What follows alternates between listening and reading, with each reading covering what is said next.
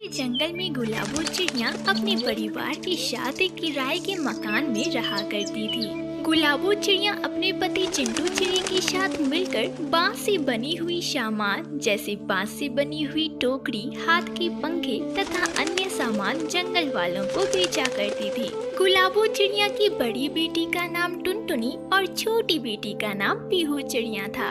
एक दिन जब गुलाबो चिड़िया और उसका पति बांस से बने सामान को बेच रहे थे, तभी गुलाबो चिड़िया अपने पति से कहती है, अजी चिंटू जी, देखो ना, बरसात का मौसम है और आज तो कोई ग्राहक भी नहीं आ रहा। हाँ गुलाबो, कह तो तुम ठीक ही रही हो। मैं भी सोच रहा था कि अगर इस बार बिक्री अच्छी हो जाए तो मकान मालिक को किराए में समय से दे दूं। पता नहीं चिंटू जी, अपने सर पर अपनी खुद की छत कब नसीब होगी हमें। वैसे भी गुलाबो, अब बांस से बनी चीजों की बिक्री बहुत कम होने लगी है। अरे रे रे चिंटू जी, ये क्या, बहुत तेज तूफान आने वाला है। चिंटू जी जल्दी करिए, जल्दी जल्दी सामान समेटिए। दोनों ने जैसे ही सामान समेटा कि कड़कती बिजली के साथ जोरदार बारिश होने लगी। दोनों घर की ओर निकल पड़े। उन्हें इस बात की भनक तक न थी कि आगे मौत उनका इंतजार कर रही है। उड़ते उड़ते ना जाने कब अंधेरी रात भी गुलाबो चिड़िया बिजली के नंगे तारों से जा चिपकी और उसे बिजली का जोरदार झटका लग गया। चिंटू चिड़ा भी गुलाबो चिड़िया को बचाने में बिजली के नंगे तारों में जा चिपका, जिसकी वजह से उसकी भी मौत हो गई। अरे दीदी, कितनी देर हो गई, माँ बाबू अभी तक घर वापस नहीं आए। पीहू, बाहर तेज बारिश हो रही है तो माँ बाबू हो सकता है कि कहीं रुक गए हो, तो चिंता मत कर, तू सो जा, वे जल्द ही घर आ जाएंगे। उन दोनों छोटी छोटी और मासूम सी बच्चियों को क्या पता था कि उनके माता पिता अब इस दुनिया में नहीं रहे और वे दोनों कभी लौट कर घर वापस नहीं आएंगे। अगली सुबह जब बरसात थम गई, तब सुंदरी कौवी बुआ उन दोनों के पास आई। अरे टुनटुनी, पीहू, चल बच्ची चल, देख अपने माता पिता को अंतिम बार देख ले।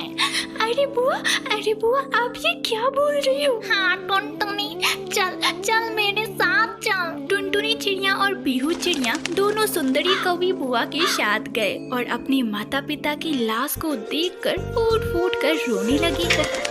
बाबा, माँ आंखें खोलो ना माँ, बाबा क्यों सो रहे हो बाबा, बाबा आंखें खोलो ना। चुप हो जाओ मेरी बच्चियों, अब वे कभी वापस नहीं आएंगे, चुप हो जाओ हो ना। इसी तरह एक महीना बीत गया। आखिरकार मकान मालिक भी कब तक चुप बैठता।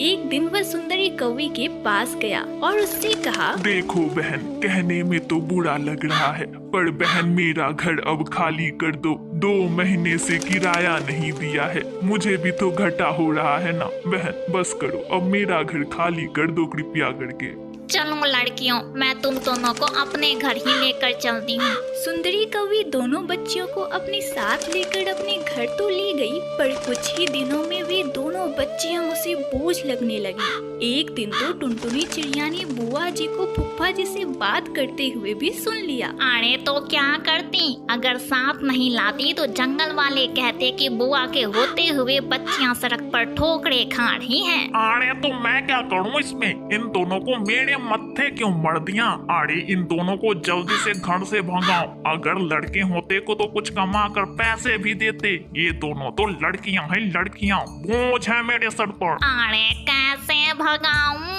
अरे दूसरे जंगल में ले जाकर छोड़ दे, रास्ता भटक जाएगी, नहीं तो खाने में ही कुछ मिला दे। अरे मेरे छाती से या वजन कम कर कम। टुनटुनी चिड़िया दोनों की बातें सुनकर रो पड़ी। टुनटुनी चिड़िया को रोता हुआ देख पीहू चिड़िया ने उससे पूछा, क्या हुआ टुनटुनी दीदी, आप क्यों रो रही हो? चल पीहू चल, अब हम यहाँ नहीं रहेंगे। लेकिन दीदी, हम कहाँ जाएंगे? पीहू, कहीं भी जाएंगे बच्ची, पर हम यहाँ नहीं रहेंगे। चल बहन चल।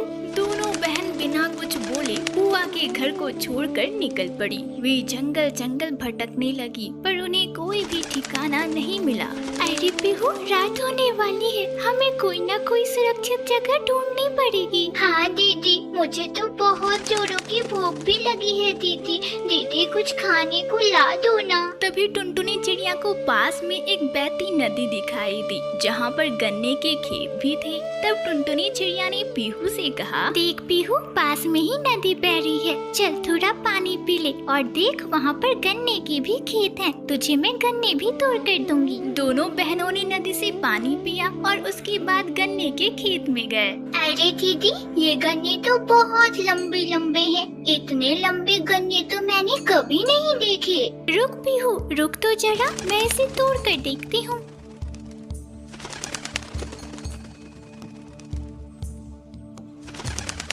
अरे पीहू, तूने तो बिल्कुल सही कहा, ये तो गन्ने है ही नहीं, ये तो बांस है जिससे मम्मी पापा सामान बनाकर बेचते थे। दीदी, तुम भी तो माँ बापू की मदद किया करती थी, तुम भी तो इससे सामान बनाया करती थी। दीदी, क्यों ना तुम इससे सामान बनाकर बेचा करो, इससे हमें कुछ खाने के लिए पैसे मिल जाएंगे और हमारे रहने का भी इंतजाम हो जाएगा। अरे पीहू, तुमने तो बिल्कुल सही कहा। चल पहले हम कुछ खाने का इंतजाम कर ले, उसके बाद इसके बारे में सोचते हैं। तभी वहाँ से एक चरवाहा कबूतर अपने मवेशियों को लेकर गुजर रहा था। अंकल अंकल, सुनो ना, शहर का जंगल कितनी दूरी पर है?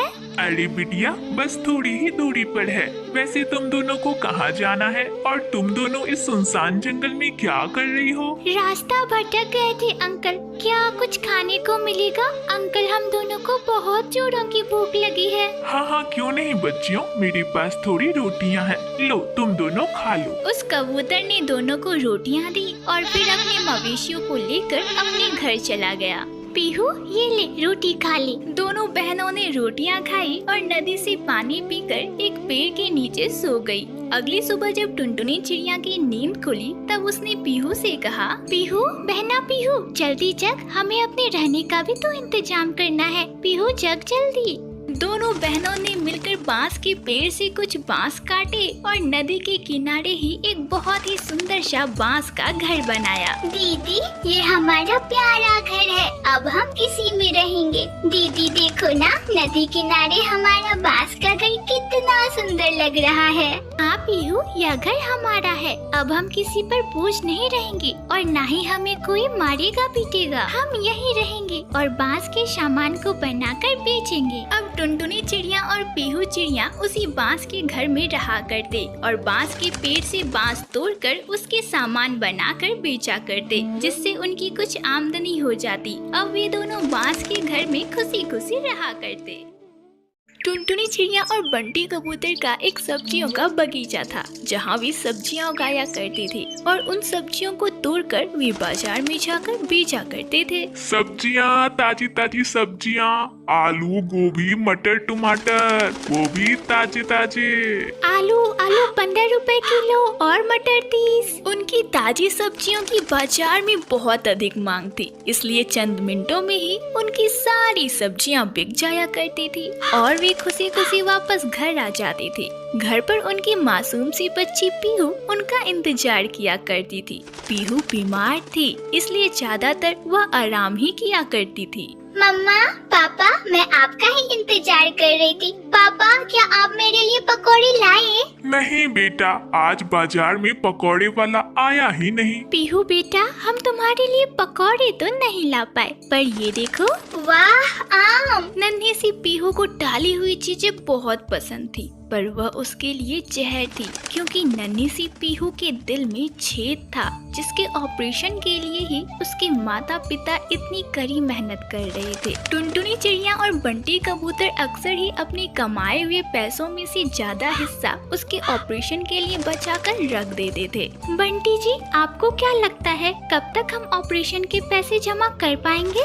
पता नहीं भाग्यवान, पर हम कोशिश करते रहेंगे। पीहू टुनटुनी चिड़िया और बंटी कबूतर की जान थी। वे किसी तरह उसे ठीक करना चाहते थे। वे दोनों सुबह 5 बजे ही अपने खेत में चले जाते थे और खेत में काम करने लगते थे। उसके बाद 9 बजे तक वह अपनी सारी सब्जियों को लेकर बाजार पहुंच जाते थे और बाजार में घंटों धूप में खड़े होकर कड़ी मेहनत करते थे और अपनी सारी सब्जियां बेचते थे। एक दिन टुनटुनी, क्या तुम आज अकेली बाजार चली जाओगी? बंटी जी चली तो मैं जाऊंगी, पर आप कहाँ जा रहे हो? अरे बाबा, आम का मौसम आने वाला है और तुम्हें तो पता ही है कि बाजार में आम कितने बिकते हैं, इसलिए मैं आम का पौधा लाने जा रहा हूँ। हाँ हाँ बंटी जी जरूर चाहिए, हमें कैसे भी ऑपरेशन के पैसे जल्द से जल्द जमा करने हैं। हाँ।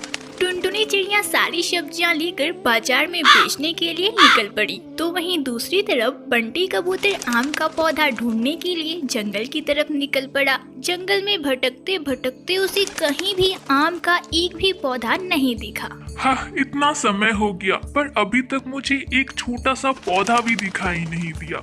क्या करूँ, कहाँ ढूंढूं आम के